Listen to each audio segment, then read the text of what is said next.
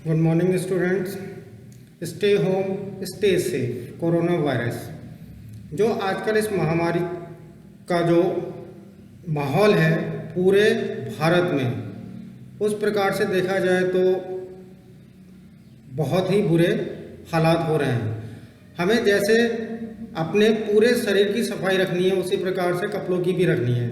मतलब कि अगर हम कहीं बाहर से आते हैं, मार्केट से आते हैं या किसी अन्य जगह से आते हैं, तो जो कपड़े आप पहनकर जाते हैं उन्हें उतार दें और अच्छे से हाथ, मुंह, पैर सब साफ कर लीजिए। ठीक है। उसके बाद आप किसी भी हैंड वॉश या फिर सैनिटाइज़र का उपयोग कर सकते हैं। इससे हम कोरोना वायरस से बचाव कर सकते हैं। अब आज जो हम प्रश्नावली करेंगे वो हम करेंगे 2.1। पिछले सत्र में, पिछले सेशन पे मैंने कुछ सूत्र याद करने को दिए थे। इस प्रश्नावली को स्टार्ट भी कराया था, जिसका एक क्वेश्चन हो गया था। आज दूसरा क्वेश्चन है कि निम्नलिखित में से प्रत्येक में x का गुणांक लिखिए। x स्क्वायर का गुणांक लिखना है प्रत्येक में। दूसरा क्वेश्चन है तो ये हो जाएगा x स्क्वायर का गुणांक लिखना है। x स्क्वायर का गुणांक, गुणांक का मतलब होता है एक्स स्क्वायर किसके साथ गुणा हुआ है। अगर वह प्लस के साथ हुआ है तो प्लस में आएगा, एक्स स्क्वायर प्लस में आएगा। और अगर एक्स स्क्वायर माइनस के साथ गुणा हुआ है तो माइनस में आएगा। तो हमें यही देखना है कि एक्स स्क्वायर आखिर किस चीज से गुणा हुआ है, किस अंक से गुणा हुआ है। जैसे पहला अगर हम बात करें तो ये हो जाएगा 2 + x square plus x. Second question की बात करें 2 - x square plus x cube. तीसरे क्वेश्चन की बात करें तो ये हो जाएगा π/2 एक्स स्क्वायर प्लस एक्स। और चौथे क्वेश्चन की बात करें तो √2 x माइनस का गुणा। अब हमें क्या देखना है, एक्स स्क्वायर का गुणांक लिखना है यहाँ पर। तो यहाँ पर लिखेंगे एक्स स्क्वायर का गुणांक,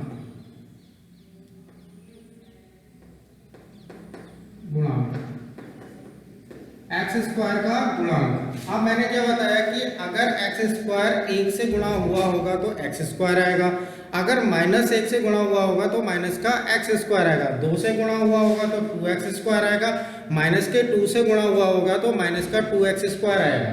अब यहाँ पर एक्स स्क्वायर का गुणांक हो जाएगा 1, क्योंकि एक्स स्क्वायर के आगे कोई भी अंक नहीं है। तो जब कोई भी अंक नहीं होता है तो हम क्या मानते हैं, 1 मानते हैं। तो एक्स स्क्वायर का गुणांक इसमें हो जाएगा 1। यहाँ पर हो जाएगा एक्स स्क्वायर का गुणांक बराबर माइनस का 1 हो जाएगा। जब यहाँ पर 1 से गुणा हुआ था तो एक्स स्क्वायर आया, यहाँ पर -1 से गुणा हुआ होगा तो माइनस का एक्स स्क्वायर आया। यहाँ पर हो जाएगा एक्स स्क्वायर का गुणांक बराबर π/2 से गुणा हुआ एक्स स्क्वायर। ठीक है। यहाँ पर हो जाएगा एक्स स्क्वायर का गुणांक। बस इस क्वेश्चन को थोड़ा ध्यान से करिएगा।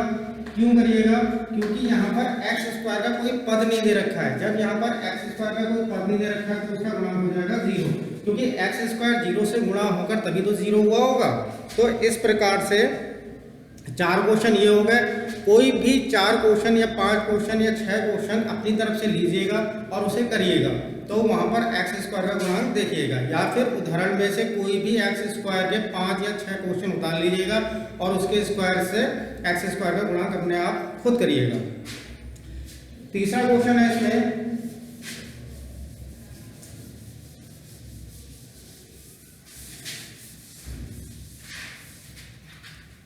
तीसरे क्वेश्चन में दे रखा है 135 नहीं, खाली 35 घात के द्विपद का और 100 घात के एक पदी का उदाहरण दीजिए। 35 घात के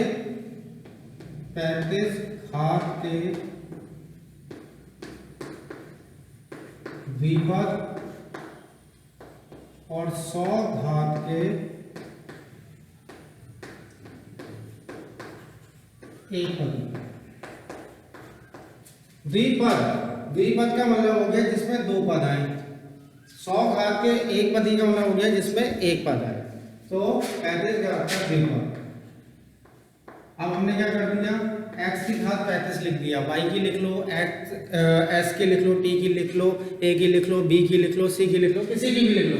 घात क्या करनी है हमें 35 करनी है। अब हमारे पास दो पद लेने हैं तो एक लगा दिया, माइनस का एक लगा दो, दो लगा दो, माइनस का दो लगा दो, ये आपकी डिपेंड है। बस क्या होना चाहिए, घात क्या रहनी चाहिए, 35 रहनी चाहिए, तभी तो इसके दो पद आ जाएंगे। अगला दे रखा है 100 घात का एक पद, तो x की घात 100, ठीक हो गया। ये एक पद में है, ये दो पद में हो गया। अगला जो क्वेश्चन है,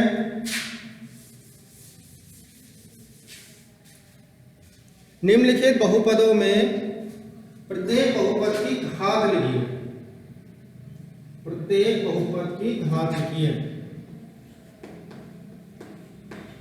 बहुपद की घात, हमें प्रत्येक बहुपद की घात लिखनी है। ये हमारे पास चौथा क्वेश्चन। चौथे क्वेश्चन का पहला दे रखा है 5x³ प्लस 4x² प्लस 7।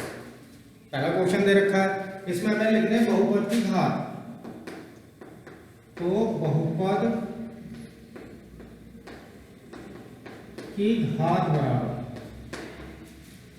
बहुपद की घात, जो सबसे बड़ी घात होगी उसे हमें लिखना है।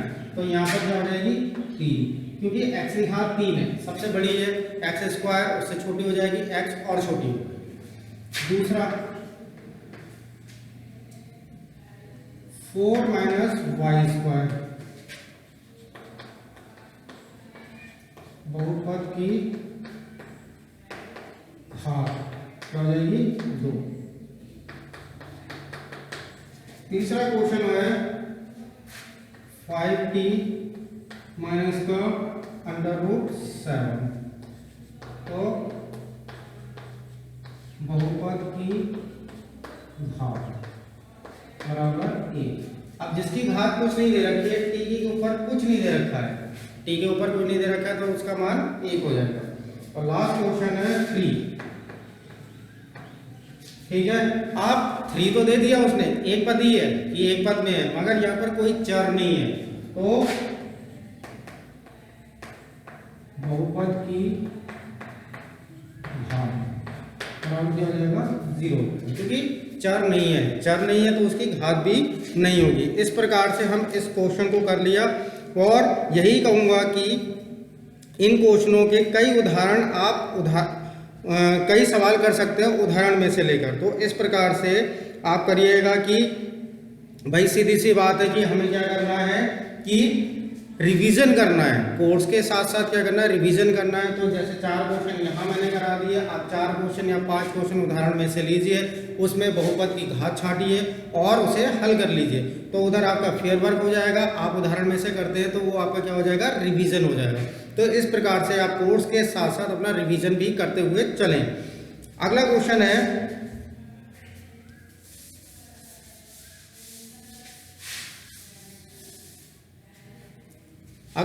है, बताइए कि बहुपदों में से कौन कौन बहुपद रैखिक है, कौन कौन द्विघाती है और कौन कौन त्रिघाती हैं। रैखिक बहुपद पहला दे रखा है रैखिक बहुपद, दूसरा दे रखा है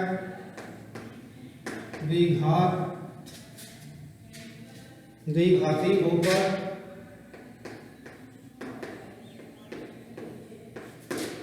तीसरा दे रखा है त्रिघाती बहुपद। ठीक है, इस टाइप से रैखिक बहुपद वो होता है जिसकी घात 1 होती है, यानी कि जिसके ऊपर कुछ ना लिखा हो। जैसे अभी हमने क्वेश्चन किया था t के ऊपर कोई घात नहीं लिखी थी, तो वो रैखिक बहुपद होगा जिसकी घात 1 होगी, घात 1, ठीक है, वाले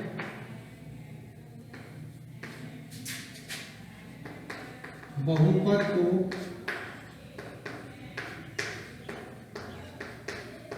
रैखिक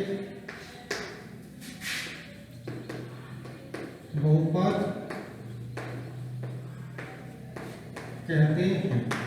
ठीक हो गया, घात 1 वाले बहुपद को रैखिक बहुपद कहते हैं। वैसे ही यहाँ पर आ जाएगा घात 2 वाले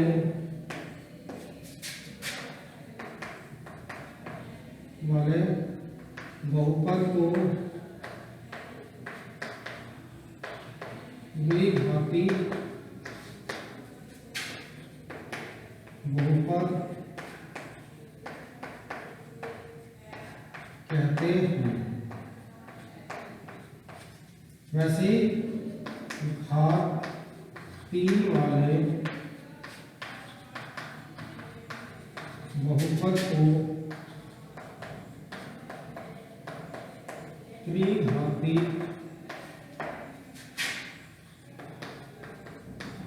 बहुपद कहते हैं। ठीक हो गया। इस प्रकार से हमने इसकी परिभाषा दे दी। आप क्वेश्चन के अकॉर्डिंग चले तो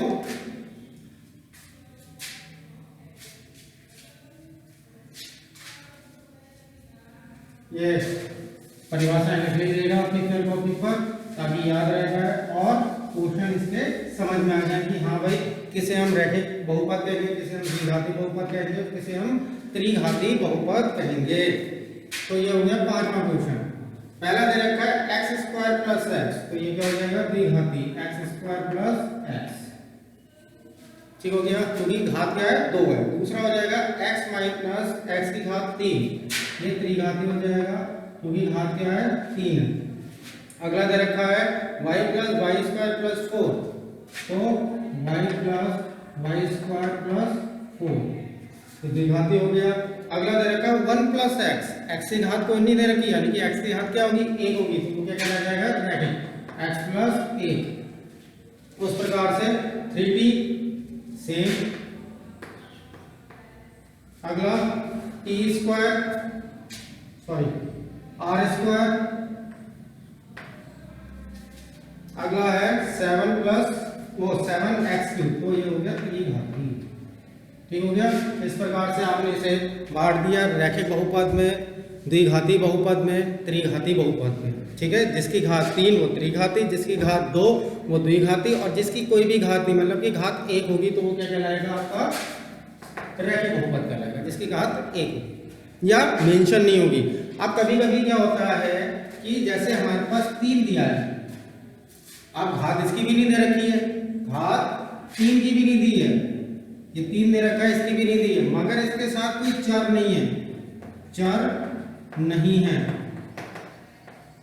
चर नहीं है। ठीक है, तो इसमें चर नहीं है तो 0 हो जाएगी, घात क्या हो जाएगी 0 हो जाएगी। ठीक है, इस प्रकार से आप इसे करिएगा। 3.2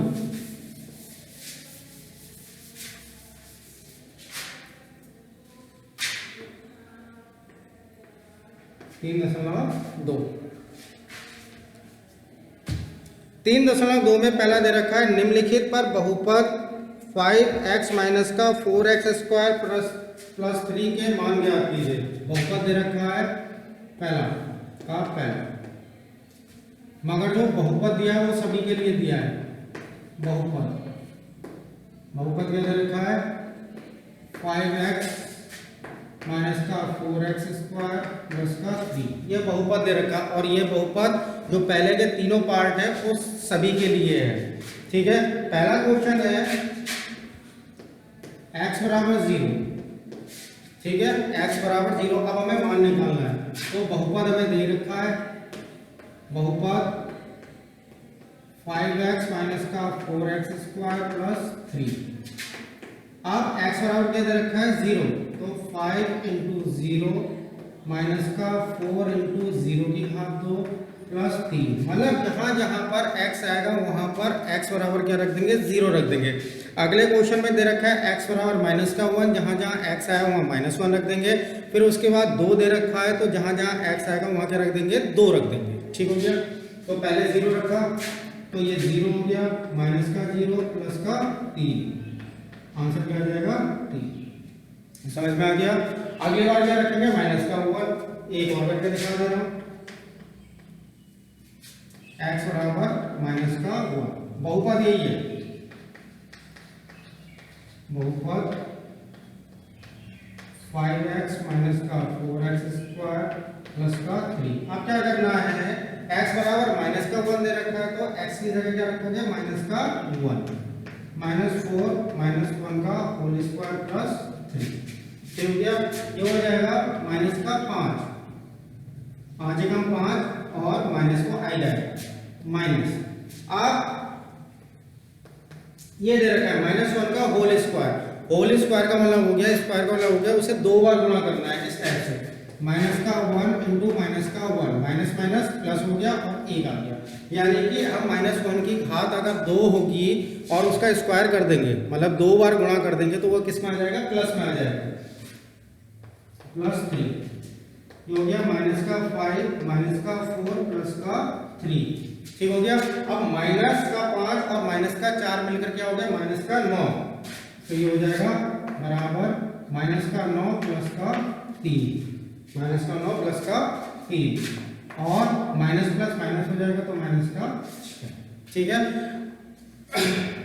इस प्रकार से आप इसे हल कर सकते हैं। अगला x बराबर 2 रखना है तो वो खुद करिएगा, x बराबर क्या रख देंगे, 2 रख देंगे, ठीक है। हाँ, यहां बता रहा था कि x की घात 2, अगर घात आपकी सम है, सम का मतलब हो गया आपका 2 4 6 8 10 12 14, ये सम संख्या है। तो अगर घात आपकी सम है तो आपका जो आंसर आएगा वो प्लस में आएगा, ठीक है। सम के लिए जो आंसर आएगा वो क्या में आएगा, प्लस में, ठीक हो गया। और अगर ये विषम संख्या है, 3 1 3 5 7 9 11 13 इस टाइप से, तो जो आंसर आएगा वो किस में आएगा, माइनस में आएगा, ठीक हो गया। तो इस प्रकार से आप आराम से कर सकते हैं कि घात भाई 2 है यानी कि सम है, तो हम सीधे सीधे प्लस पे लिख देंगे, और अगर घात माइनस तो विषम में है तो आपका आंसर किस में आ जाएगा, माइनस में आ जाएगा।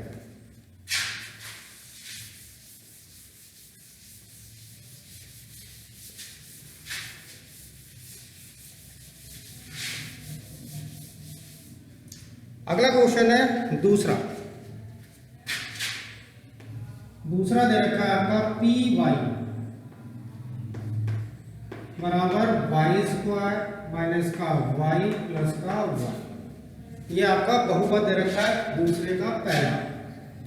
अब हमें क्वेश्चन में निकालना क्या है, P0 P1 P2, P0 P1 और P2 ये निकालना है हमें, 3 चीजें निकालनी है एक ही क्वेश्चन में 3, मतलब कि अगर आपके 4 क्वेश्चन दिए हुए हैं तो आपको क्या निकालना है, 12 क्वेश्चन निकालने हैं। तो पहले निकालेंगे P0, मतलब जो बहुपद दे रखा है उसमें क्या रख देंगे, 0, तो ये हो जाएगा 1, 0 में से 0 में 0, 0 प्लस 1 1। अब की बार इसी क्वेश्चन पे एक की घात 2 माइनस 1 प्लस 1, मैंने क्या कहा था, घात 2 है इसलिए 1 माइनस 1 प्लस 1 बराबर 1, ठीक है। अगला 2 रखना है तो 2 की घात 2 माइनस का 2 प्लस का 1, ये हो गया 4 माइनस का 2 प्लस का 1, 2 प्लस 1 बराबर 4 में से 2 जाएगा क्या हो जाएगा, 2 बचेगा, 2 में 1 जोड़ देंगे तो 3, ठीक है। अब दूसरे वाले क्वेश्चन में दे रखा है PT बराबर 2 प्लस, एक और करा देता हूं, लास्ट वाला क्वेश्चन,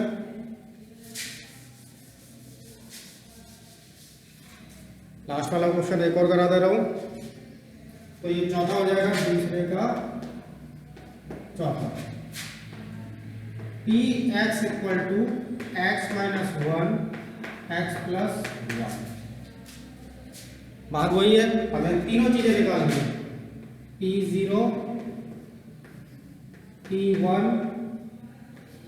P2, ये 3 चीजें निकालनी है। तो x की जगह क्या रख देंगे, पहले 0, 0 माइनस 1 0 प्लस 1, 0 में से 1 जाएगा, बड़ा है, 0 में से 1 बड़ा है तो माइनस का आ जाएगा, इन दोनों बीच में गुणा है तो ये 1, तो आंसर हो जाएगा माइनस का 1। अब की बार 1 रखना है, तो 1 माइनस 1 और 1 प्लस 1, 1 में से 1 गया 0 इंटू 2 इक्वल टू 0, ठीक हो गया। अब रखना है 2 माइनस 1 और 2 प्लस 1, ये 1 हो गया गुणा 3 हो गया बराबर 3, ठीक हो गया। तो इस प्रकार से क्वेश्चन करिएगा, ठीक है। बाकी अगले सेशन पे हम क्या करेंगे, तीसरे क्वेश्चन से करेंगे, जहां पर हमें क्या ज्ञात करने हैं, शून्य ज्ञात करने हैं। बस मैं सभी छात्रों और छात्राओं से निवेदन करना चाहूँगा कि संडे टू संडे अपना गृह कार्य अपने ग्रुप में भेज दिया करें या फिर अपने क्लास टीचर के पास भेज दिया करें, ताकि संडे को वह काम चेक किया जा सके कि आप लोग काम को कर रहे हैं या नहीं कर रहे हैं। तो विशेष ध्यान रखिएगा कि जितने भी आपके पुराने छात्र हैं वह अपने क्लास टीचरों के पास अपना संडे के दिन होमवर्क भेज दिया करें या टाइम टू टाइम भेज दिया करें। जैसे कि आज कोई होमवर्क मिला है, कल भेज दें, कल मिलेगा परसों भेज दें। इस प्रकार से आप थोड़ा सा इंगेज रहेंगे और समय से काम पूरा हो जाएगा, साथ साथ रिवीजन भी करिए, ठीक है। धन्यवाद।